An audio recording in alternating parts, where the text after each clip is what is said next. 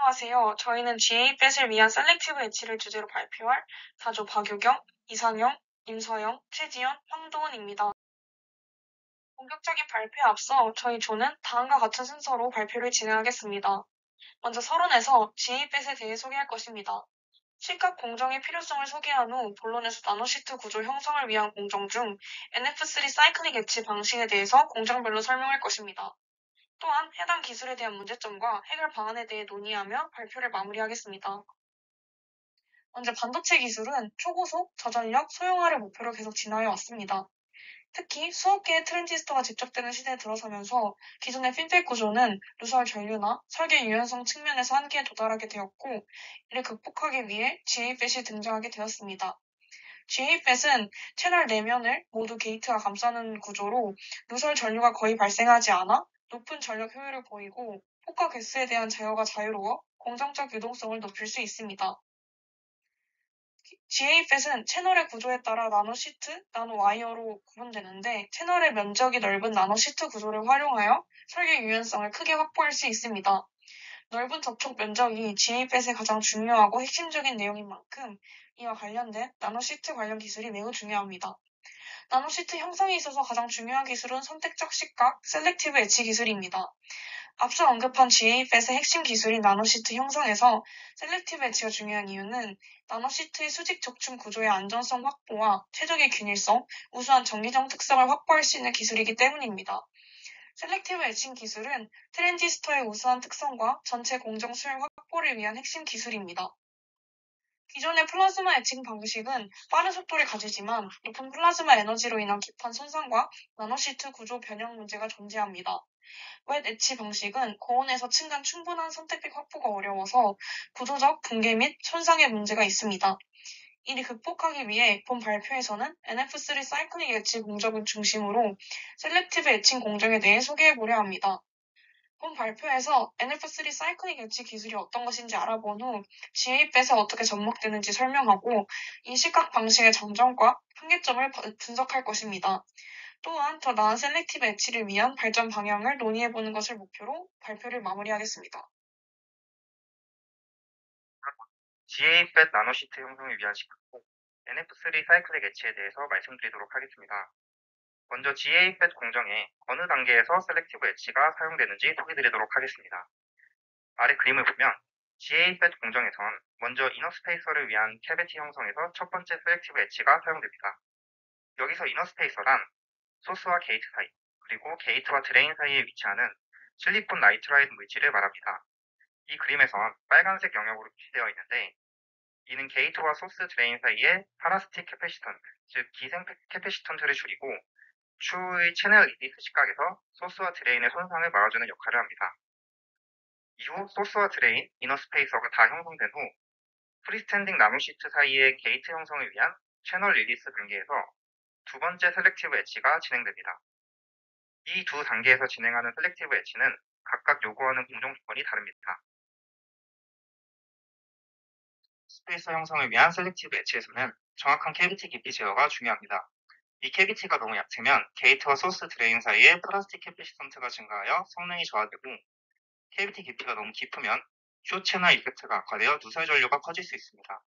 또한 캐비티의 사이드웨이 프로파일이 정밀하게 제어되어야 되는데 층간 프로파일이 불균일할 경우 나노시트 간 성능 차이가 발생할 수 있습니다. 그리고 이 캐비티의 프로파일이 최대한 직사각형 형태가 될수록 게이트 정렬을 용이하며 리퀴지 및 파라스틱 캐패시턴트를 줄이는 데 효과적입니다.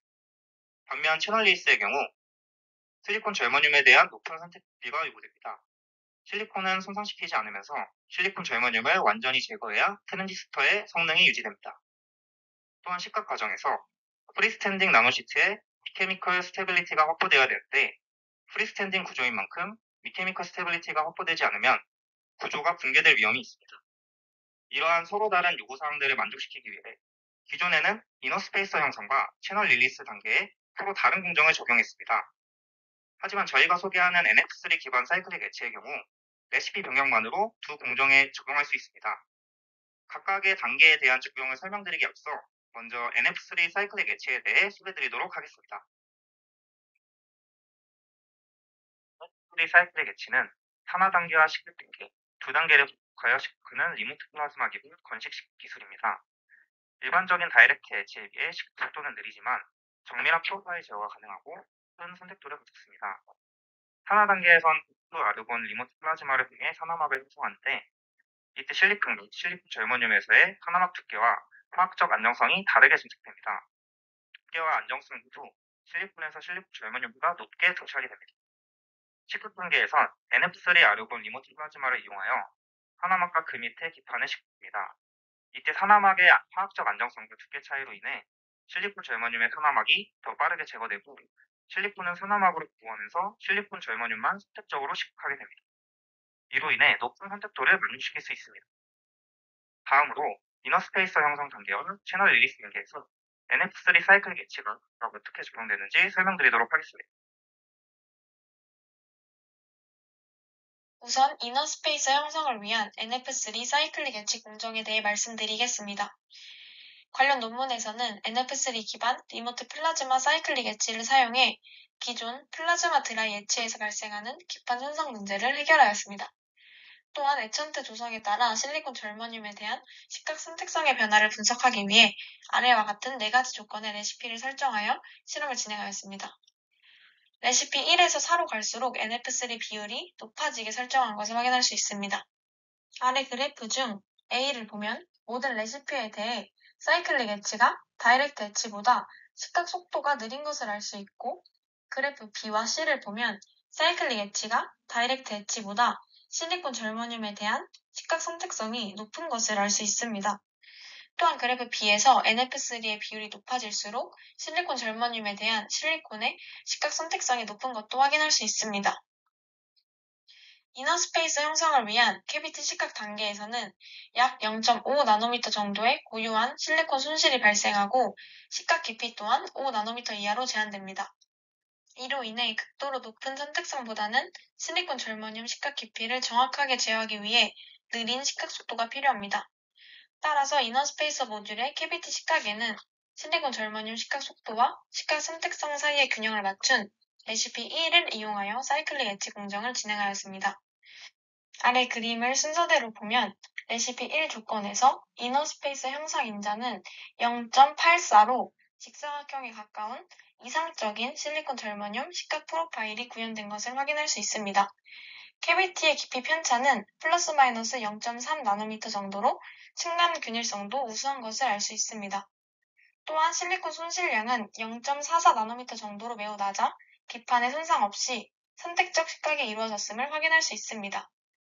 본 공정은 실온에서 진행되므로 써멀 버짓이 낮고 리모트 플라즈마를 이용한 식각으로 인해 플라즈마로 인한 손상이 웨이퍼 본체에 직접적으로 전달되지 않습니다. 그 결과 호소 실리콘 나이트라이드 증착 공정에서도 인터페이스 품질을 저하시키지 않고 정기적 성능을 안정적으로 유지할 수 있습니다. 이러한 저손성 환경은 3차원 GAA 구조에서 재료 간 계면 안정성 확보에 매우 중요한 요소로 작용합니다. 결론적으로 보면 NF3 사이클릭 엣지 공정은 이너스페이서 형성 시 요구되는 식각 선택성, 정밀한 프로파일 제어, 균일성, 그리고 저손상 조건을 종합적으로 만족시키는 것을 알 수 있습니다.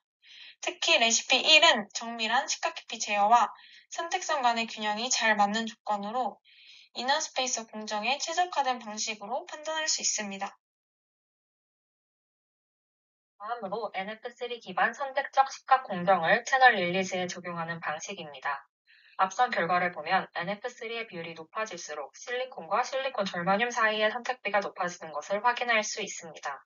따라서 채널 릴리즈 공정에서는 NF3가 가장 많이 포함된 레시피 4를 사용하여 1대 41.5의 높은 식각 선택비를 확보하고자 하였습니다.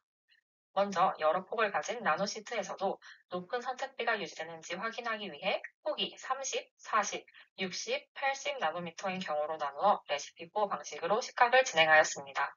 그 결과는 아래 사진과 같습니다. 해당 이미지들에서 나노시트의 각 단면은 거의 이상적인 직사각형에 가깝고 나노시트 입구 부분에서 실리콘의 손상도 거의 없는 것을 확인할 수 있습니다. 이는 실제 소자에서 다양한 채널폭을 구현할 때에도 높은 식각비를 유지할 수 있음을 나타냅니다. 즉, 보편성이 높다는 점에서 의의를 가집니다. 채널 릴리즈 공정에서는 시각 후 나노시트의 기계적 안정성이 유지되는가도 중요한 고려 요소입니다. 따라서 관련 논문에서는 이를 확인하기 위하여 폭이 60나노미터인 나노시트를 레시피4 방식으로 시각을 진행한 후 채널 길이 방향으로 절단하여 결과를 확인하였습니다. 그 결과는 아래 사진과 같습니다. 채널의 길이가 150나노미터인 경우 나노시트는 적층 방향으로 고르게 배열되어 있고 균형이 없었습니다. 200나노미터의 경우 나노시트는 약간만 변형된 것으로 나타났습니다. 이는 NF3 사이클릭 엣지가 단일 공정이 아닌 멀티 스텝 방식으로 스트레스를 점진적으로 해소했기 때문입니다. 종합적으로 레시피4를 이용한 NF3 사이클릭 엣지는 채널 릴리즈를 위한 높은 선택비를 제공하며 150나노미터의 나노시트 길이까지는 기계적 안정성을 확보할 수 있는 공정 방식입니다. 즉, 나노시트의 구조적 안정성을 확보하여 GAA-BET 공정에서의 대량 생산성과 수율에 결정적 기여를 할 수 있습니다. 이처럼 NF3 사이클릭 엣지는 레시피 조정만으로 이너 스페이서 형성과 채널 릴리즈 공정에 모두 적용이 가능합니다. 각 공정에서 서로 다른 시각 방식을 사용하지 않고 하나의 공정만 적용 가능하다는 점에서 GAA-BET 나노시트 형성 과정의 효율성과 공정 통합성을 크게 높일 수 있습니다. 따라서 NF3 사이클릭 엣지는 GAA-BET 제조의 핵심 시각 단계 전반에서 활용될 수 있는 효율적인 기술이라 할 수 있습니다. 네, 앞서 말했듯이 NF3 사이클릭 엣지는 GA-FET 공정의 핵심 단계인 이너 스페이스 형성과 채널 릴리즈에서 중요한 역할을 합니다. 하지만 이 공정은 아직까지 산업에서 표준 공정으로 사용되지는 않고 현재는 기술 개발 단계 혹은 연구 중심의 초기 단계에 머물러 있습니다. 그럼에도 불구하고 이 기술이 주목받는 이유는 GFS에서처럼 구조가 복잡하고 정밀한 시각이 요구되는 소자에서도 선택도, 정밀도, 손상 억제라는 세 가지 핵심 조건을 동시에 만족시킬 수 있는 드문 공정이기 때문입니다. 이 공정은 NF3 산화와 시각 단계를 반복하는 사이클 구조로 구성되며 이를 통해 높은 선택비, 정밀한 시각 깊이 제어, 그리고 로우 데미지 환경을 동시에 달성할 수 있습니다. 특히 채널을 프리스탠딩 상태로 구현해야 하는 GFS에서는 이러한 정밀성과 저손상성이 매우 중요합니다. 하지만 기술적인 한계도 분명히 존재합니다. 첫 번째는 기계적 변형입니다. 채널 길이가 길어질수록 하부 나노시트의 응력이 집중되며 이로 인해 붕괴가 발생할 수 있습니다. 앞선 과정에서 200나노미터 이상의 길이에서 변형이 나타남을 통해 확인된 바가 있습니다. 두 번째는 G 조성의 트레이드오프 문제입니다. G 농도를 높이면 시각 반응성과 선택비는 좋아지지만 기계적 강도는 낮아져 구조가 불안정해집니다. 반대로 G 농도를 낮추면 안정성은 높지만 시각 성능이 저하되기 때문에 조성 설계에 있어 균형이 필요합니다. 세 번째는 플라즈마 누적 손상입니다. 반복적인 산화 시각 과정에서 SI, SIG 계면이 열화되고 전화 이동도 저하 등의 문제가 발생합니다. NF3 사이클릭 엣지는 우수한 시각 정밀도와 선택비를 제공하지만 채널 길이가 길어질수록 하부 나노시트의 응력이 집중되어 붕괴 현상이 발생하는 한계가 있습니다. 이런 기계적 불안정성을 개선하기 위한 전략 중 하나가 바로 멀티스텝 엣지입니다. 앞서 언급된 바와 같이 멀티스텝 엣지는 세크리피셜 SIG 레이어를 한 번에 시각하지 않고 여러 단계로 나누어 점진적으로 시각하는 방식입니다. 이때 시각에 따른 응력이 한 번에 집중되지 않고 단계별로 분산되기 때문에 전체적인 응력 집중이 완화됩니다. 센터러스 TCAD 시뮬레이션 결과에서도 이러한 응력 분산 효과가 확인되었고, 템 분석을 통해서도 멀티스텝 방식에서는 정렬된 구조가 유지되며 하부 붕괴가 억제되는 것이 관찰되었습니다. 반면 싱글스텝 엣칭은 하부가 먼저 붕괴되고 들쭉날쭉한 간격이 나타납니다.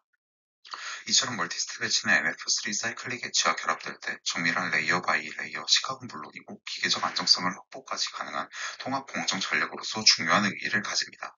하지만 채널 길이가 더 길어질 경우 여전히 기계적 불안정성이 관찰된다는 점에서 추가적인 보완 전략이 필요합니다.